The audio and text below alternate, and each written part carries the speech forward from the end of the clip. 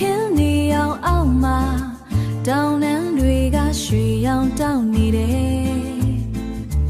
လေပြေအေးအေးတိုက်ခတ်တဲ့နှလုံးသားကငြိမ်းချမ်းသွားတယ်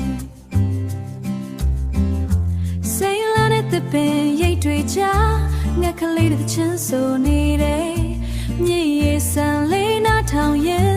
လောကကြီးကိုမိသွားတယ်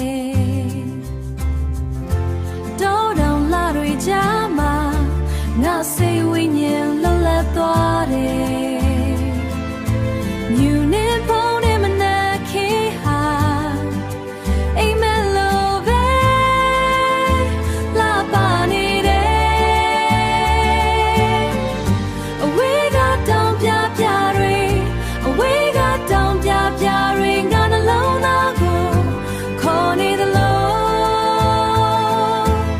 တဘာဝရဲ့ချစ်တွေအေးချမ်းခြင်းတွေရှာတွေ့တယ်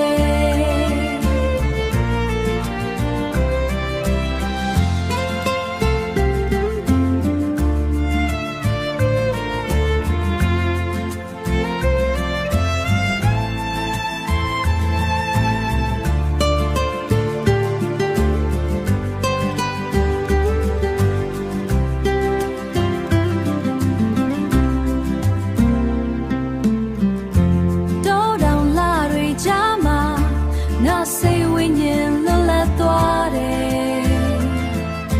မြူနေဖုံးနဲ့မနာခေဟာအိမ်မလို့ပဲလာပါနေတယ်အဝေးကတောင်ပြပြတွေအဝေးကတောင်ပြပြတွေငါနှလုံးသားကိုခေါ်နေသလိုတဘာဝရဲ့ချစ်တွေရှာတွေ့